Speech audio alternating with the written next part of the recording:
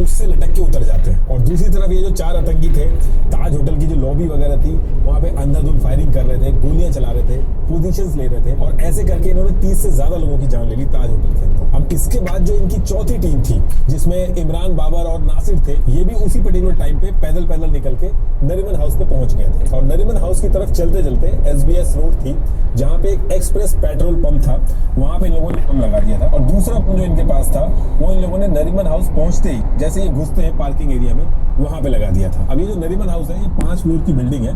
इसको 2 साल पहले चबाद ऑफ इंडियन ट्रस्ट, जो कि एक जूस ऑर्गेनाइजेशन है, उसने खरीदा था। इसके अंदर जूस जो है वो आके रुकते हैं, प्रेयर भी करते हैं साथ में। लेकिन इजराइल के प्रीस्ट जो थे, गैब्रिएल और उनकी वाइफ रिबका, अपने 2 साल के बच्चे मोश के साथ यहाँ पे परमानेंटली रहते थे। इनके जो हेल्पर थे वो उस दिन इस बिल्डिंग में थे नहीं, वो बाहर गए हुए थे, और कुछ गेस्ट आए हुए थे। ये जो दोनों आतंकी थे, जब इसमें घुसते हैं तो किसी को मारते नहीं है, सबको बंदी बना लेते हैं। इंडियन गवर्नमेंट से नेगोशिएट करने के लिए ट्राई करते हैं। और इसी बीच में पाकिस्तान से बैक टू बैक इनके पास फोन आ रहे थे। उधर से जो पाकिस्तान का बंदा फोन कर रहा था, वो इनको इंस्ट्रक्शन देता है कि जो मैक्स की बात आप मीडिया से करवा दो, लेकिन ध्यान से करवाना, ये बाकी डिटेल्स ना दे दे। अच्छा, अगर मैं आपसे कहूँ तो ये मैक्सिकन औरत है, इसका अगर मीडिया में इससे हम बात करवाएं, ये खुद मीडिया को बताया कि भाई मेरे साथ ये हो रहा है, तो मतलब मैं बचना चाहती हूँ, मुझे बचाया जाए। लेकिन ये कि ये आपने ख्याल ये रखना है कि ये ना कोई भी ऐसी बात आपने क्या वाले थे ना, कितने लोग हैं यहाँ पर, कितने लोग माली हैं, ऐसी बात। देखिए, जो पाकिस्तान में जितने भी लोग बैठ के इनसे बात कर रहे थे अलग अलग पॉइंट पे, चाहे वो ताज होटल हो,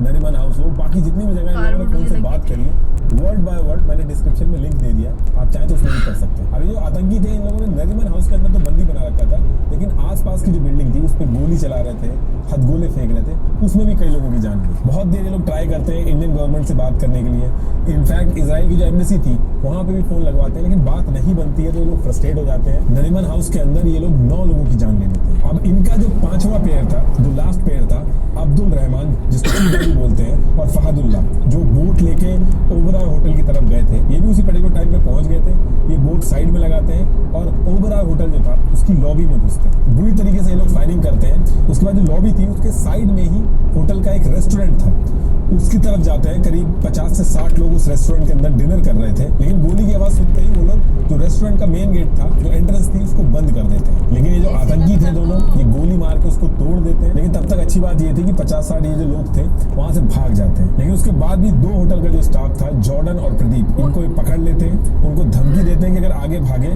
तो गोली से मार देंगे। उसके बाद ये जो आतंकी थे, जॉर्डन को बोलते हैं कि यहाँ से जितनी भी अल्कोहल है उसको